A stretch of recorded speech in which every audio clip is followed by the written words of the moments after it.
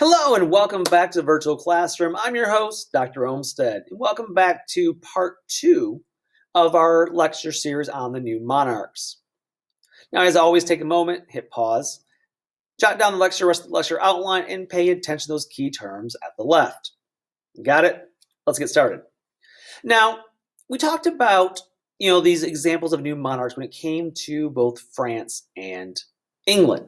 But what about Spain? Because Spain's going to undergo a number of big transitions during this period as well. So I hope you're ready to write, because things are going to get quick. So, in the mid-1400s, Spain was divided into two kingdoms, Castile, the larger, richer nation, and Aragon. Castile was governed by Enrique IV between 1425 and 1474. In 1468, Enrique IV recognized Isabella, his half-sister, as heir over the claims instead of his daughter Juana, whose royal paternity was questioned by the king's opponents. However, after Isabel married her cousin, Fernando, heir to the throne of Aragon in 1469, Enrique IV conferred succession onto his daughter anyway. Upon Enrique IV's death in 1474, Isabel immediately claimed the throne, as did Juana. The vicious civil war ensued, with Juana being supposedly supported by the king of Portugal, Alfonso V, Juana's grandfather, and many of the Castile's greatest nobles. However, in 1479, defeated, Alfonso V made peace with the Catholic monarchs, as Ferdinand and Isabella were called, and Juana was sent into a convent. As for the war was concluding, Ferdinand became Ferdinand II, King of Aragon, after the death of his father.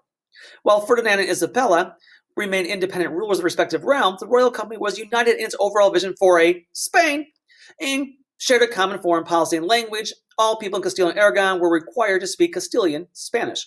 Each country had its own currency, legal system, and advisory body, the Cortes, or representative body parliament in Castile, and the Council of Aragon, which traveled with Ferdinand, as they so often met in Castile. Phew! Okay, long story short, there was a little civil war in Spain between Castile and Aragon, the two larger kingdoms, over the succession between Juana and, Isabella. Long story short, several Christian kingdoms emerged as the Muslims were driven out of Spain. Aragon and Castile were the strongest, and while Portugal remained in the west, the small kingdom of Navarre remained in the north, and the Muslim kingdom of Granada in the south. So there are these regions in what we now call Spain. There was Aragon and Castile. There was Portugal way out west, who will remain separate and ultimately independent. And then a very small kingdom of Navarre in the north, and a small Muslim kingdom of Granada in the south. Finally, though, the marriage of Isabel of Castile and Ferdinand of Aragon in 1469 became a dynastic union. It allowed these two, even though they will technically be separate kingdoms, they will allow these two to gain power over the government by stripping the royal council of aristocrats and filling it instead with middle-class lawyers, as they believe the monarchy empowered the power of the state. Notice a few things there. Number one, usurping the power of the nobles by filling it with middle-class people based on skill, lawyers. And when I say lawyers, I don't necessarily mean they're going to in a court of law. I mean lawyers as in educated people. And then second, they believe the monarchy embodies the power of the state, Machiavelli. And thus, these two rulers, even though technically they are separate, they will do many things the same, like a national currency, a national language. And they will begin to make reforms, including the creation of a Royal Spanish Army, which will become the best in the world by the 15th century, which you should all know because Age of Exploration. They will also gain control of the Catholic Church and use the clergy as an extension of their power by appointing them. Again, much like France, because the monarchs have the power to appoint bishops, cardinals within their nation. This usurps power from the Catholic Church. In order to further strengthen their authority, the monarchs appoint corregidores, or corregidores. These are administrators of cities and districts who had both judicial and administrative power. Notice, these corregidores, these are appointed by the monarchs. They're appointed to oversee judicial and administrative duties in different districts and cities of Spain. Thus, not local nobles appointing positions. The corregidores owe their allegiance and power to the monarchs. And they act as tax collectors. They report on the affairs of the area and ensure that local nobility did not interfere with royal decrees. So again, they're acting as the king's spokesman in local areas. So rather than being a member of the nobility, they tended to be commoners with legal training. Again, they owe their power and title to the monarchs. These monarchs will take over the legal system in both Aragon and Castile, and they will base on old Roman law, which gives the monarchs the power to overrule any decision made by the courts. And in order to make this more palatable to the people, every Friday, the monarchs made themselves publicly available to anyone who wished to appear before them to receive justice. In other words, they are now the sole arbiters of justice in law and order. Now, what does begin to change things, and it will further cement their power, is there began to be complaints in the mid-1470s about what's called the conversos. The conversos. Now, these conversos were Jews who converted to Catholicism. And there were complaints that these Jews who supposedly converted to Catholicism were beginning to, relapse or revert back to Judaism. And this will cause Ferdinand and Isabella to introduce the Inquisition. And this Inquisition in 1478 will begin, theoretically, as being used to make sure that these Jews who converted to Catholicism have not backslidden. So here's a little map of the area here for you so you understand what's going on here. So Castile, Aragon, then you get Navarre, a little northern city there, and then you got Granada at the bottom, which is a Muslim area. And so now ultimately they didn't have time to focus on the Jews at this point. Instead, they were focused on, let me go back to my map real quick, they were focused on wars with Granada, specifically with the Moors, who are these Muslims who live in southern Spain. And so the wars with the Moors keep the nobles so busy that they're not able to consolidate their power in the 1470s. Now, by 1492, they are finally able to, yes, sail the ocean blue with Columbus, granted. But before that happens, 1492 is an important time because it is 1491, 1492 when finally they're able to fully control Granada. They are able to expel the vast majority of the Moors stronghold, and Ferdinand and Isabella will firmly take over Granada. In addition, in 1492, they will expel all practicing Jews from Spain by issuing what became known as the Alhambra Decree. Now, Jews could quickly convert to Catholicism if they wanted to stay, or if they stayed and refused to convert, they would be burned at the stake as a heretic. The alternative, of course, was Jews could emigrate to a more tolerant nation like the Muslim nation of the Ottoman Empire. Although, if they left, they would not be allowed to take any precious metals or coinage with them. And again, this idea of expelling the Jews became a very popular move with the people of Spain. Yes, they were anti-Semitic, but also it was a great way to get more money.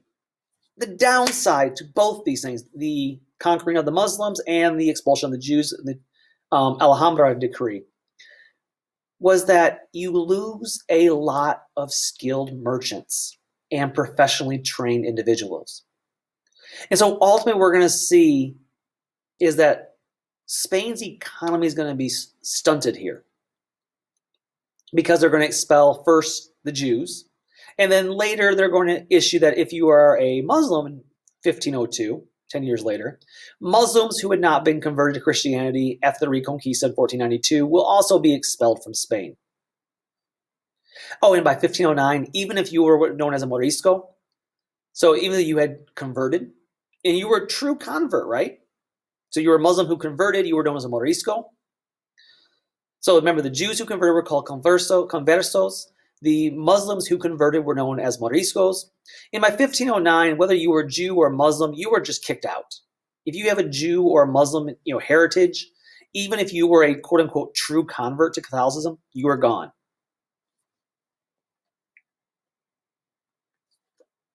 And of course, one of the biggest legacies, of course, of their legacies not only, obviously, we'll talk about Columbus later, but is the Spanish Inquisition. It's one of these, it was conceived by Isabella herself, and it begins to spread throughout, not only just in Spain, but into other European nations as well. And basically, what it was designed to do is allow the monarchy to enforce the authority of the national Catholic Church. Okay, so it takes the power away from Rome, yes, but it's able to enforce the power of the monarch's authority over the Catholic Church.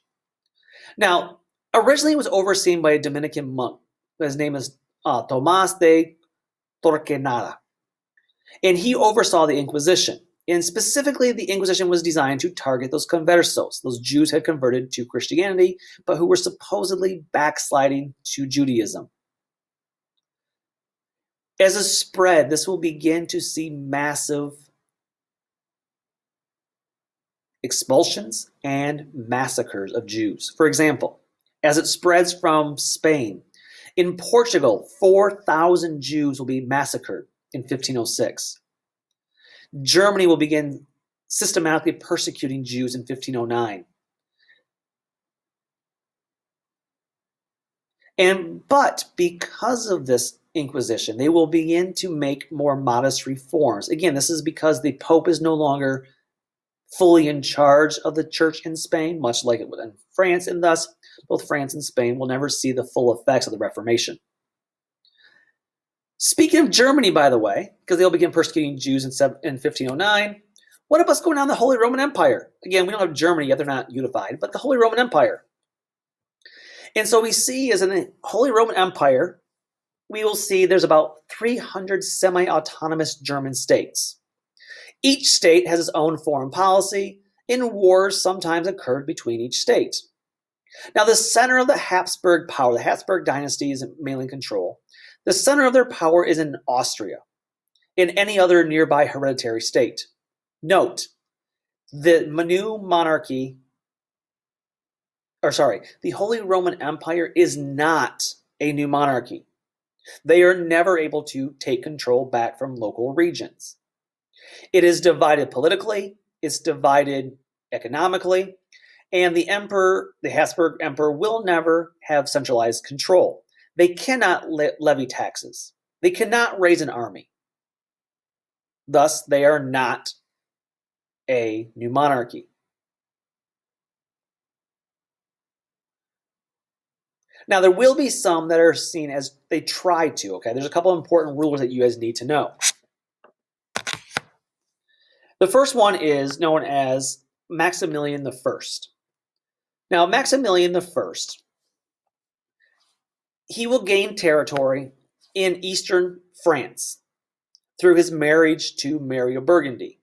This will spark a fierce dynastic struggle between the French Valois dynasty and the Habsburg that will continue through 1559. So again, we're going to have 60 years of warfare over this Maximilian I, that his marriage to Mary of Burgundy is going to allow him to lay claim to land in eastern France, which ticks off, of course, the French monarchs. And he will, in his administrative jurisdiction, begin to organize defense and collect taxes very effectively. So he is a microcosm trying to become a new monarch, but again, he will never be able to do so. And the most powerful ruler in Europe will ultimately be Charles V, because he will control as the Holy Roman Empire. He will be able to ultimately again, raise an army. He will actually sack Rome. And again, they're trying to become this new monarch and trying to expand their territory. So Maximilian will claim area in France, and Charles V will actually sack Rome. And he will also, for the next 60 years, wage what is known as the Habsburg-Valois Wars. Because, again, this competition against France. So again, these two rulers, again, just note, these are important people, but they're never able to achieve that new monarch status because the Holy Roman Empire is so fragmented politically and economically. Now, fun little side fact for Charles V, he will actually have trouble by an illness that makes chewing difficult in his jaw. And thanks to inbreeding in the family, this becomes known as Habsburg jaw. This will be a hereditary defect in the family of Habsburgs. Again, just a fun little side fact. What about Eastern Europe? So what's going on in Eastern Europe at this point in the Ottoman Empire? Well, ultimately what we see here is there's a huge struggle for a strong monarchy in Eastern Europe, places like Poland, Hungary, Russia. And at the same time, the Ottoman Turks, the Ottoman Turks have taken over. They've signaled the end of the Byzantine Empire, and they begin to spread into the Byzantine territory, and ultimately Constantinople will fall to the Turks by 1453.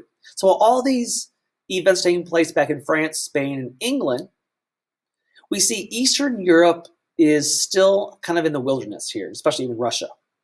And so Eastern Europe is going to see a new entrant, and that'd be the Ottoman Empire is going to take over. The Ottoman Turks are going to take over the Byzantine Empire. And we're going to see the establishment of a Muslim dynasty in what is now the Ottoman territory, in modern-day Turkey.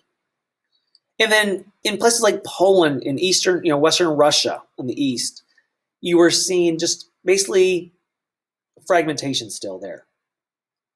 But in other words, what we're going to see then is serfdom is going to continue.